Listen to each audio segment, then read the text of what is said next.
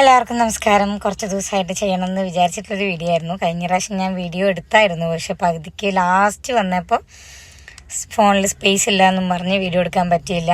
അപ്പോൾ അത് ഇൻകംപ്ലീറ്റ് ആയതുകൊണ്ട് ഞാനത് പോസ്റ്റ് ചെയ്തില്ല. അപ്പോൾ അത് വീണ്ടും വീണ്ടും അതുപോലെയുള്ള സംഭവങ്ങൾ സംഭവിക്കുന്നത് കൊണ്ട് അത് മാത്രമായിട്ട് ഞാനൊരു വീഡിയോ ചെയ്യാമെന്ന് വിചാരിച്ചു. അപ്പോൾ അതുമായിട്ട് ബന്ധപ്പെട്ടിട്ട് ചെയ്യുന്നൊരു വീഡിയോ ആണ്. അപ്പോൾ എന്താണെന്ന് വെച്ച് കഴിഞ്ഞാൽ ഇപ്പോൾ കഴിഞ്ഞ കുറച്ചൊരു 1 വീക്കിൻ്റെ മുകളിലായി വീഡിയോയും കംപ്ലീറ്റ് ചെയ്യാൻ പറ്റുമെന്നുള്ളത് എനിക്കറിയില്ല. ചിലപ്പോൾ വേറെ ഇതായിട്ടാവും എനിക്ക് എടുക്കാൻ പറ്റുക, സ്പേസിൻ്റെ ഒരു ഇഷ്യൂ ഉള്ളതുകൊണ്ട്. നമുക്ക് നോക്കാം. അപ്പോൾ പറയാനുള്ള കാര്യം എന്താണെന്ന് വെച്ച് കഴിഞ്ഞാൽ നമുക്ക് ഒരുപാട് റെഫറൻസ് പിക്കുകൾ വരുന്നുണ്ട് ഈയിടെയായിട്ട്. അപ്പോൾ മേ ബി വേറെ സ്ഥലങ്ങളിൽ എൻക്വയറി ചെയ്തിട്ടായിരിക്കാം മേ ബി നമുക്ക് റെഫറൻസ് വരുന്നുണ്ടാവുക, അല്ലെങ്കിൽ അതുപോലെ ചെയ്യണമെന്ന് ആഗ്രഹിച്ചിട്ട് വരുന്നവരായിരിക്കും. അപ്പോൾ സൗണ്ട് ചെറിയൊരു പ്രശ്നമുണ്ട്. അപ്പോൾ നമുക്ക് റെഫറൻസ് പിക്ക് വരുന്നതല്ല. അപ്പോൾ നമുക്ക് വരുന്ന റെഫറൻസ് പിക്ക് എന്ന് പറയുന്നത് കുറച്ച് പ്രീമിയം ബുട്ടിക്സിൻ്റെ ആണ്. അതുപോലെ തന്നെ ബൾക്കായിട്ട് ചെയ്യുന്ന ലാർജ് സ്കെയിലിൽ പ്രൊഡക്ഷൻ ഉള്ള യൂണിറ്റ്സിൻ്റെ ഇതിൽ നിന്നാണ് നമുക്ക് റെഫറൻസ് പിക്ക് വരുന്നത്. അപ്പോൾ നമുക്ക് ആ പിക്ക് തന്നിട്ട് നമ്മളോട് ബഡ്ജറ്റ് ചോദിക്കുമ്പോൾ ഞാൻ എപ്പോഴും നോർമലി ഇപ്പോൾ എല്ലാവർക്കും പറഞ്ഞാൽ മനസ്സിലാവുന്നൊരു കാര്യമാണ്, ലാർജ് സ്കെയിലും സ്മോൾ സ്കെയിലും വെച്ചിട്ട് കമ്പയർ ചെയ്തിട്ട് കാര്യമില്ല. കാരണം എന്താണെന്ന് വെച്ച് കഴിഞ്ഞാൽ ലാർജ് സ്കെയിലിൽ പ്രൊഡക്ഷൻ നടത്തുന്ന ആളുകൾക്ക് പറയുമ്പോൾ അതിനുള്ള മാൻ പവേഴ്സ് ഉണ്ടായിരിക്കും. മീൻസ് ടൈലറിങ്ങിൻ്റെ കാര്യമാണെങ്കിലും മെഷീനറീസ് ആണെങ്കിലും സ്റ്റിച്ചിങ് മറ്റേ ഹാൻഡ് വർക്കിൻ്റെ ആൾക്കാരാണെങ്കിലും എല്ലാത്തിലും ആളുകളുടെ മാൻ പവറും കൂടുതലായിരിക്കും. മാൻ പവർ മാത്രമല്ല, അവർക്ക് അതിൻ്റെ പ്രൊഡക്ഷൻ കോസ്റ്റ് തന്നെ വളരെ കുറവായിരിക്കും വരിക. കാരണം ബൾക്കായിട്ടാണ് അവർക്ക് ഓർഡേഴ്സ് ഉണ്ടാവുക. ഒരു എക്സാമ്പിൾ പറയുകയാണെങ്കിൽ പ്രീ ബുക്കിംഗ് എന്ന് പറഞ്ഞിട്ട് ചെയ്യുന്ന ഒരു 5-6 കളറിൽ ഒരേ പാറ്റേൺ ചെയ്യുമ്പോൾ മെറ്റീരിയൽസ് ഇപ്പോൾ ബൾക്ക് ഓർഡേഴ്സ് എന്ന് പറഞ്ഞ പ്രീ ബുക്കിങ്ങിൻ്റെ കേസിൽ തന്നെ ഇപ്പോൾ എക്സാമ്പിൾ പറഞ്ഞാൽ പല കളറിൽ ചെയ്യുന്ന ഐറ്റംസ് സിംഗിൾ പീസ് ആയിട്ടായിരിക്കും ഇനീഷ്യലി അവർ ചെയ്യുന്നുണ്ടാവുക. അപ്പോൾ അത് കഴിഞ്ഞിട്ട് നമുക്ക് എത്ര ഓർഡറുകൾ വരുന്നതെന്ന് വെച്ച് കഴിഞ്ഞാൽ, കാരണം അത്യാവശ്യം വെൽ നോൺ ആയിട്ടുള്ള അല്ലെങ്കിൽ ബ്രാൻഡിങ് ആയിട്ടുള്ള ആളുകളുടെ അടുത്തേക്ക് ഡെഫിനറ്റ്ലി അവരൊരു വീഡിയോ ചെയ്ത് കഴിഞ്ഞാൽ വിത്തിൻ ഷോർട്ട് ടൈമിൽ തന്നെ നല്ല ഹൈപ്പ് ഉണ്ടാവും. നല്ല ഹൈക്കിലേക്ക് അത് പോവുകയും ചെയ്യും. അത്യാവശ്യം അവർക്ക് എന്താ പറയുക, അപ്പോൾ ഈ പ്രീ ബുക്കിംഗ് എടുക്കാതെ തന്നെ അവർക്ക് അത്യാവശ്യം ഓർഡേഴ്സ് വരുന്നുണ്ടാവും. അതിൽ പുറമെ അവർക്ക് എത്ര ക്വാണ്ടിറ്റി കൂട്ടാം എന്നുള്ളത് അറിയാൻ വേണ്ടിയിട്ടാണ് അവർ പ്രീ ബുക്കിംഗ് ആണെന്നുള്ളത് ചില വീഡിയോസിൽ മെൻഷൻ ചെയ്യുന്നുണ്ടാവുക. സോ ഇപ്പോൾ വിഷയം എന്താണെന്ന് വെച്ച് കഴിഞ്ഞാൽ, അപ്പോൾ അങ്ങനെ ചെയ്യുന്ന ആളുകൾക്ക് ഡെഫിനറ്റ്ലി ഈ പറയുന്ന പ്രൊഡക്ഷൻ കോസ്റ്റ് കുറവായിരിക്കും. അവരുടെ റെഫറൻസ് വെച്ചിട്ട് മേ ബി അവർ ചിലപ്പോൾ 25 to 30 ഡേയ്സ്, ചിലപ്പോൾ 90 ഡേയ്സ്, 60 ഡേയ്സ്, അങ്ങനെ പല ടൈം പീരീഡും പറയുന്നുണ്ടാവും. അപ്പോൾ ഈ ടൈം ഡ്യൂറേഷൻ പറ്റാത്ത ആളുകൾ, അല്ലെങ്കിൽ ചിലപ്പോൾ ഈ 3 മാസം കൊണ്ട് സാധനം കിട്ടിയില്ലെങ്കിലോ നമുക്ക് ഇന്നൊരു ടൈമിൽ ഫംഗ്ഷൻ വരുന്നുണ്ട്, അപ്പോൾ ആ ഒരു ടൈമിലേക്ക് യൂസ് ചെയ്യാനാണെന്നും പറഞ്ഞിട്ട് ചിലപ്പോൾ ധൃതിയുള്ള ആളുകളായിരിക്കും ചിലപ്പോൾ ഈ സ്മോൾ സ്കെയിൽ ആളുകളെ തന്നെ അപ്രോച്ച് ചെയ്യുന്നുണ്ടാവുക. അപ്പോൾ അങ്ങനെ അപ്രോച്ച് ചെയ്യുമ്പോഴുള്ള പ്രശ്നം കമ്പാരിസൺ വരും. അവർ ഇത്രയ്ക്കാണ് ചെയ്യുന്നത്, നിങ്ങൾ എന്തുകൊണ്ട് ഇത്ര റേറ്റിന് ചെയ്യുന്നു? നമ്മൾ ക്വാളിറ്റിയിലോ അല്ലെങ്കിൽ ബാക്കി വർക്കിൻ്റെ കാര്യത്തിലോ ഒന്നിലും കോംപ്രമൈസ് ചെയ്തിട്ടൊന്നുമല്ല. അല്ലെങ്കിൽ അതിൽ നമ്മളതിൽ നിന്ന് 10 പൈസ കൂടുതൽ എന്താ പറയുക നിങ്ങളുടെ നിന്ന് പിടിച്ചു പറിക്കാനോ അല്ലെങ്കിൽ കൂടുതൽ പൈസ നമ്മൾ കൊള്ളലാഭം ഉണ്ടാക്കാനോ വേണ്ടിയിട്ടോ ചോദിക്കുന്ന ഒരു പൈസയോ അങ്ങനെയൊന്നും അല്ല ഒരിക്കലും. സ്മോൾ സ്കെയിൽ ഇപ്പം എൻ്റെ കാര്യം എന്നല്ല, സ്മോൾ സ്കെയിലിൽ ചെയ്യുന്ന അല്ലെങ്കിൽ ഈവൻ ഇൻഡിവിജ്വലി ഷോപ്പൊന്നും ഇല്ലാണ്ട് വീട്ടിലിരുന്ന് വർക്ക് ചെയ്യുന്ന ആളുകളാണെങ്കിൽ പോലും അവർക്കും പറയാനുണ്ടാവും ഞാൻ പറയുന്ന കാര്യങ്ങൾ. ഷോപ്പ് ഉണ്ടാവണം എന്നൊരു നിർബന്ധമില്ല, വീട്ടിലിരുന്ന് ചെയ്യുന്ന ഒരുപാട് ആളുകളുണ്ട്. അവർക്കും കൂടി വേണ്ടിയിട്ടാണ് ഞാൻ ഈ പറയുന്നത്. ഇപ്പോൾ ഇന്നത്തെ കേസ് ഇപ്പോൾ പറയുകയാണെങ്കിൽ ജസ്റ്റ് ഒരു എക്സാമ്പിളായിട്ട് പറയാനാണെങ്കിൽ കുറേ ഉണ്ടാകും. പറഞ്ഞ് അങ്ങനെ ടോപ്പിക്കിൽ ഡീവിയേറ്റ് ചെയ്യാന്നല്ല, നിങ്ങളെ മുഷിപ്പിക്കുന്ന പോലെയും. ഇപ്പോൾ സിമ്പിളായിട്ട് കുറച്ച് കാര്യങ്ങൾ പറഞ്ഞു പോകണമെന്ന് തോന്നി.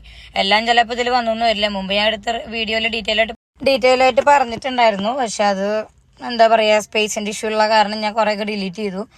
അപ്പോൾ അത് കഴിഞ്ഞിട്ടാണ് ഞാനിപ്പോൾ ഈ വീഡിയോ തന്നെ കംപ്ലീറ്റ് ചെയ്യണത്. ഇതിൻ്റെ ഇടയിലും പ്രശ്നം ഉണ്ടായിരുന്നു. ഇനിയിപ്പോൾ ഒന്ന് കോപ്പി ചെയ്ത് കുറച്ച് ടൈം എടുക്കും ഒന്ന് സെറ്റായി വരണമെങ്കിൽ. അപ്പോൾ കാര്യത്തിലേക്ക് വരാം. അപ്പോൾ നമ്മൾ ഇപ്പോൾ ഈ ഒരു എനിക്കൊരു വർക്ക് വന്നു, എമർജൻസിയാണ്. ഓൺലൈൻ കസ്റ്റമർ അല്ല, ഓഫ്ലൈൻ ആയിരുന്നു. എനിക്ക് ഓർഡർ വന്നു. ഞാൻ എൻ്റെ ഷോപ്പിൻ്റെ ഇട്ടാവട്ടെന്നല്ല, ഒരു 30 കിലോമീറ്റർ സർക്കിളിൽ ഫുള്ള് സെർച്ച് ചെയ്തു. കസ്റ്റമർ പറയുന്ന മെറ്റീരിയൽ ഇല്ല. കസ്റ്റമർ എനിക്കൊരു റെഫറൻസ് അയച്ചു. ആ സാധനം എനിക്ക് കിട്ടിയത് ഇവിടെ ഒരു എന്താ പറയുക 60 കിലോമീറ്റർ അപ്പുറത്തുള്ള ഒരു ഷോപ്പിൽ നിന്നാണ് ഈ സാധനം കിട്ടിയത്. അപ്പോൾ അത് കൊറിയർ ചെയ്യാനുള്ള ഒരു സാവകാശം നമുക്കില്ല. കാരണം അപ്പോൾ ഈ ഒരു ഐറ്റം എന്ന് പറഞ്ഞു കഴിഞ്ഞാൽ എനിക്കിത് പാനൽ കട്ടിൽ സ്റ്റിച്ച് ചെയ്യേണ്ട ഒരു ഐറ്റമാണ്. പാനൽ കട്ടിൽ സൽവാർ സ്റ്റിച്ച് ചെയ്ത് ഹാൻഡ് വർക്ക് നെക്കിലും സ്ലീവിലും കൊടുത്ത് എനിക്കിത് നാളെ അല്ലെങ്കിൽ മാക്സിമം മറ്റന്നാൾ ഒരു ഉച്ച വരെ സമയമുള്ളൂ. അതിൻ്റെ ഉള്ളിൽ എനിക്കിത് സ്റ്റിച്ച് ചെയ്ത് കൊടുക്കും വേണം. 60 കിലോമീറ്റേഴ്സ് അപ്രോക്സിമേറ്റ്ലി വന്നിട്ടുണ്ട് ഡ്രൈവ് ചെയ്തിട്ട്. ഇപ്പോൾ വന്നിട്ടാണ് ഞാൻ ഈ സാധനം മേടിക്കുന്നത്. അപ്പോൾ അതിൻ്റെ ഒരു എക്സ്പെൻസ് വരും. അപ്പോൾ ഈ എക്സ്പെൻസ് നമുക്ക് ഒരിക്കലും കസ്റ്റമറിൽ നിന്ന് മേടിക്കാൻ പറ്റില്ല. മനസ്സിലായില്ലേ? അപ്പോൾ നമ്മൾ ഇത്ര എഫേർട്ട് ഇട്ടിട്ടാണ് ഒരു കസ്റ്റമറിനെ നമ്മൾ കമ്മിറ്റ് ചെയ്തത് കൊണ്ട് കസ്റ്റമറിനെ നമുക്ക് ഹാപ്പി ആക്കുക എന്നുള്ളതാണ് നമ്മുടെ കടമ.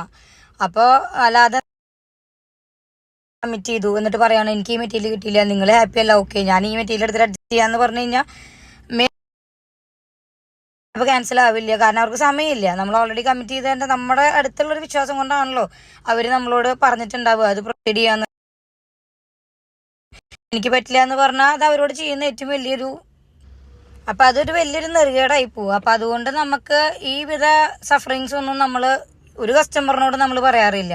അതേ വീട്ടിലോ കടയിലോ ഇരുന്നിട്ട് ചെയ്യുന്ന കളേഴ്സോ ഷെയ്ഡ്സോ മെറ്റീരിയൽസോ ഒന്നും നമ്മുടെ കയ്യിൽ ഉണ്ടാവില്ല. വളരെ ലിമിറ്റഡ് ആയിരിക്കും ഉണ്ടാവുക. അപ്പോൾ അതിൻ്റെതായ ബുദ്ധിമുട്ടുകൾ നമുക്കുണ്ടാവും. നമുക്കതുപോലെ മാൻ പവർ കുറവായിരിക്കും. ഈ പറയുന്ന പോലെ ഇൻഡിവിജ്വലായിട്ട് ചെയ്യുമ്പോൾ ഇൻഡിവിജ്വലായിട്ടുള്ള കോസ്റ്റ് എല്ലാത്തിനും നമ്മൾ കാണണം. ഇപ്പം സ്റ്റിച്ചിങ്ങിന് വരുന്ന റേറ്റ് ആണെങ്കിലും ഹാൻഡ് വർക്കിന് വരുന്ന പേയ്മെൻറ്റുകളാണെങ്കിലും എന്താണെങ്കിലും റേറ്റ് തന്നെ നമ്മൾ കൊടുക്കേണ്ടി വരും. നേരെ മറിച്ച് ഒരു 50 പീസ് 25 പീസ് 100 പീസ് എന്ന് പറയുമ്പോൾ പീസിൻ്റെ എണ്ണം കൂടുന്നതനുസരിച്ച് എല്ലാം മൊത്തത്തിൽ കുറയും. അപ്പം അതനുസരിച്ച് അപ്പം അതുകൊണ്ടാണ് ഞാൻ പറയണത് ഒരിക്കലും വലിയ വലിയ ഇതുപോലെ ബൾക്കായിട്ട് ഓർഡേഴ്സ് ചെയ്യുന്ന ആളുകളുടെ റെഫറൻസ് പിക്ക് വന്നിട്ട് അവർ കൊടുക്കുന്ന റേറ്റിന് നമ്മളോട് തരണം എന്ന് പറഞ്ഞാൽ നടക്കില്ല. ഇതാണ് അതിൻ്റെ റീസൺ. ഞാൻ വളരെ മിനിമലായിട്ട് പറഞ്ഞു എന്ന് മാത്രം.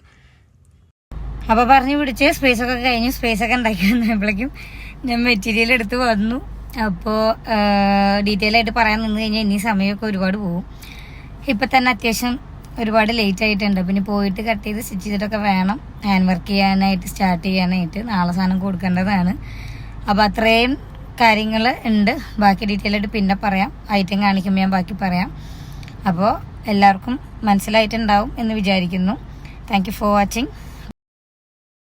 ഓഡിയോ ചിലത് മിസ്സായതിൻ്റെയാണ് പറയണത്. ഒരു കാര്യമുള്ളത്, സ്മോൾ സ്കെയിലായിട്ട് ചെയ്യുന്നവരുടെ കയ്യിൽ ഒരുപാട് വെറൈറ്റി ആയിട്ടുള്ള ഫാബ്രിക്സ് അവൈലബിൾ ആയിരിക്കില്ല. അപ്പോൾ നമ്മൾ പാനൽ കട്ടിൻ്റെ കട്ടിങ് ഒക്കെ കഴിഞ്ഞു. സ്റ്റിച്ചിങ്ങും ഫ്രണ്ട് ഏരിയ ഫുള്ള് തീർത്തുണ്ട്.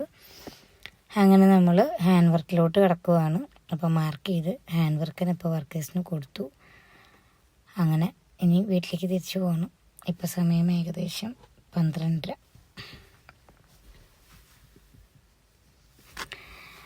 അപ്പോൾ അതാണ് ഈ ഒരു വർക്ക് എന്നല്ല, ഇതുപോലൊക്കെയാണ് നമ്മൾ ഓരോ കാര്യങ്ങൾ. അപ്പോൾ ഇതുപോലെയാണ് ഓരോ വർക്കും നമ്മൾ ചെയ്തുകൊണ്ടിരിക്കുന്നത്. അപ്പോൾ മനസ്സിലാക്കുമെന്ന് വിചാരിക്കുന്നു. സെക്കൻഡ് തിങ് എന്താണെന്ന് വെച്ചാൽ നമുക്ക് സിംഗിൾ പീസായിട്ട് ചെയ്യുമ്പോൾ വർക്കേഴ്സ് അവേഴ്സാണ് കാൽക്കുലേറ്റ് ചെയ്യുക. മറ്റേതാകുമ്പോൾ പീസ് റേറ്റ് ആണ്. അപ്പോൾ കൂടുതൽ ക്വാണ്ടിറ്റി ഉണ്ടെങ്കിൽ പ്രൊഡക്ഷൻ കോസ്റ്റ് എപ്പോഴും കുറവായിരിക്കും. ഈ ഐറ്റം സ്റ്റിച്ച് ചെയ്ത് കഴിഞ്ഞു കസ്റ്റമറിന് കൊടുക്കും.